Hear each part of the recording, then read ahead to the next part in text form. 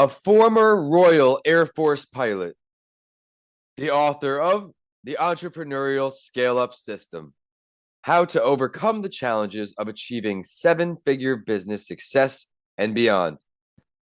The founder of BizSmart. He does a lot, and we have an incredible show ahead of us with Kevin Brent streaming in from us today from the United Kingdom. It has been a little while since I recorded across the pond, you could say, and now I'm excited to bring on Kevin because of all the great work he does. Today, he is going to address SMEs, business value, growth, and scale-up strategy. Why 95% of small business owners never get beyond 3 employees. Exit strategies for business. Why exits don't happen by accident and how to build a value-based business for exit. We welcome experienced and incredible entrepreneur. He's been practicing. He's an author. He's focusing on strategy, business development, and building value for business owners. I mentioned BizSmart. This is his company he founded, I guess, 10 years ago. Congratulations on the success, 2012, with the aim of supporting business owners to build scalable, sustainable, and ultimately valuable businesses. They are all about to scale up and value, and that is just what you are going to get today by tuning in. Get ready to grow. I have a former Air Force pilot on the show today. For our Spotlight story mid-episode, we're going to dive into a write-up called AFRL's, or the Air Force Research Laboratories Entrepreneur Opportunity Program that turns people, ideas into new private sector businesses.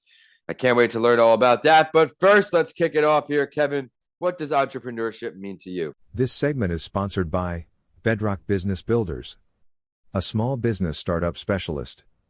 Start, build, manage. Brilliant.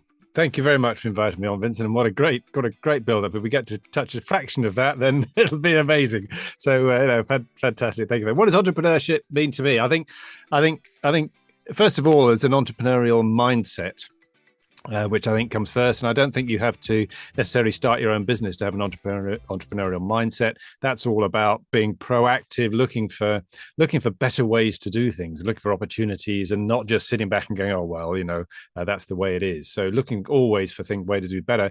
And the entrepreneurship bit that comes from that really is then about combining that with actually how can we make some money out of this as well? Is there a business model that goes with this as well? So you can be have an entrepreneurial mindset within a company. You can help them save money. You can look for new opportunities. But then if you go out and you set up on your own and make it into a business model that is going to make money for you and other people, then that's the entrepreneurship bit that comes. I love how you started that off, the entrepreneur mindset. I find the way I think and go about my day-to-day, even my tasks, is very different than someone in the 9-to-5 realm. We always do have to think outside the box, find ways to grow, do it better, as you said. Thank you for a great kickoff, everyone listening on. This is That Entrepreneur Show. My name is Vincent A. Lancy. I'm excited to record this show today. I appreciate viewing on, listening on, and joining as a guest as we keep this show going fresh from the end of 2020. I can't wait to see where it keeps going.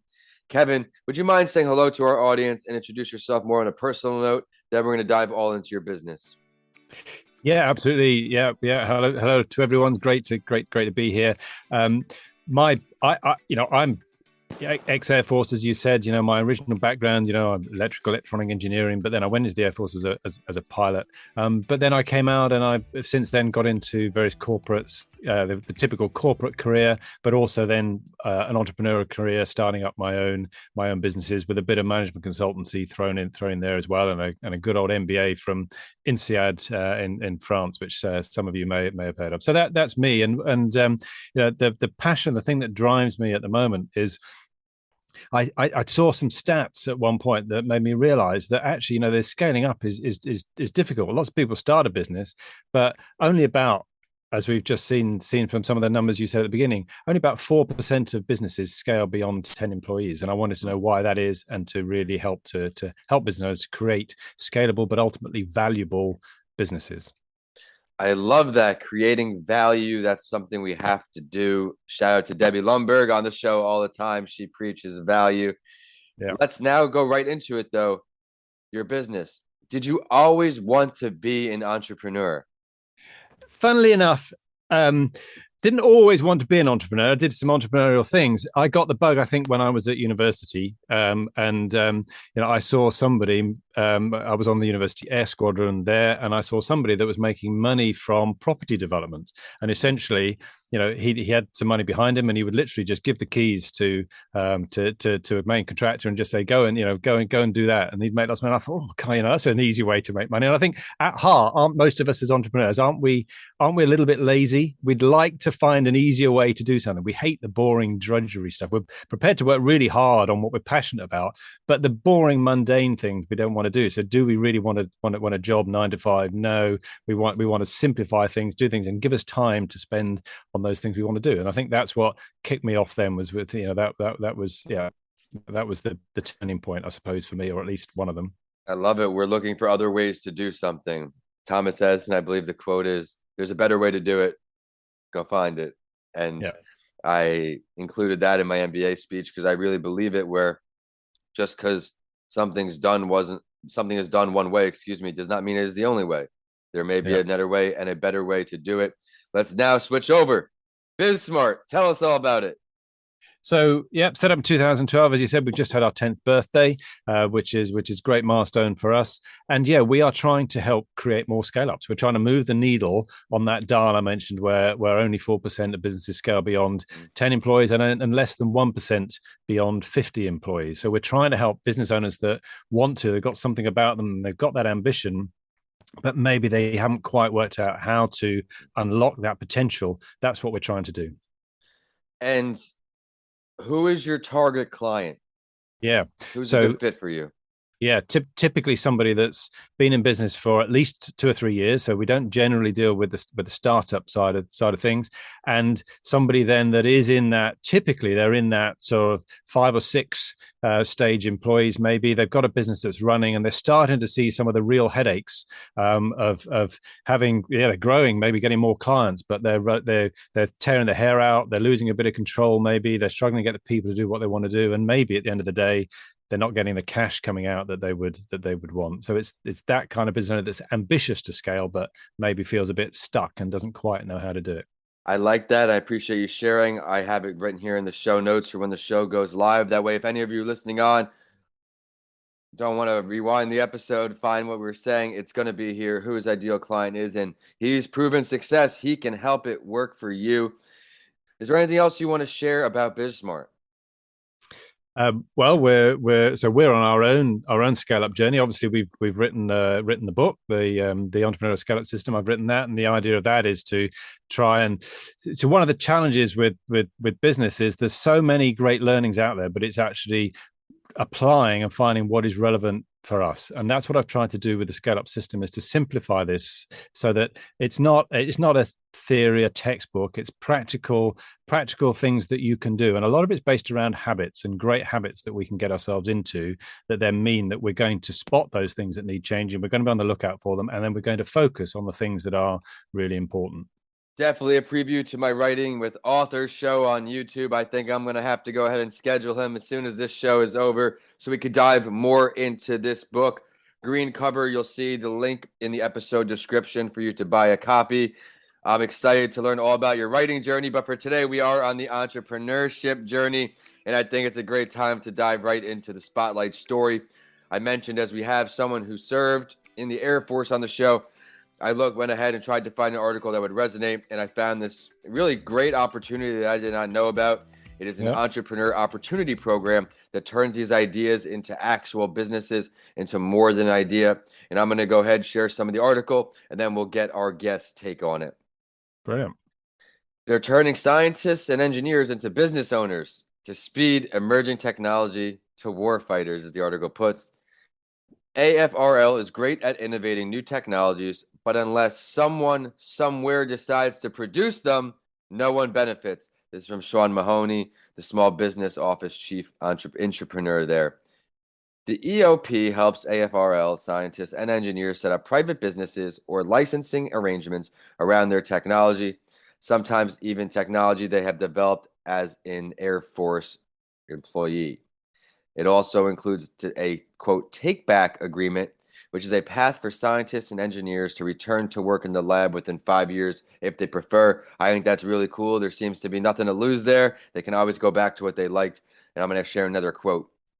Who is better suited to take these lab-grown technologies out into the world and do something with them than the scientists and engineers who created them?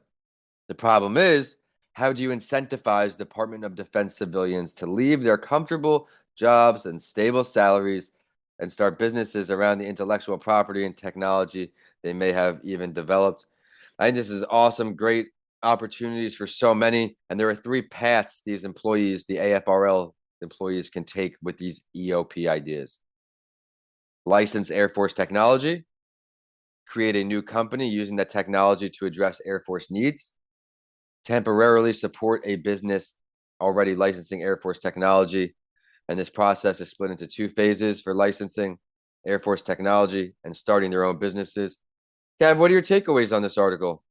I think it's brilliant. It's a great example of where an organization that you wouldn't necessarily think of as being an entrepreneurial organization is showing that they are, and they're trying to uncover and support entrepreneurial mindset within the business. And there's a couple of other great examples. The NHS in the UK do something similar. You wouldn't think of that necessarily, but they have a similar way where they're looking to bubble up some really good ideas from people, and they'll support them. They'll give them a little bit of time, maybe a little bit of resources, and then they'll have various milestones similar to this where potentially they can either get through to the next stage or not. And of course, companies like 3M were very famous around doing this and supporting entrepreneurship within the business. So I think it's fantastic. I think it's great that they're doing that.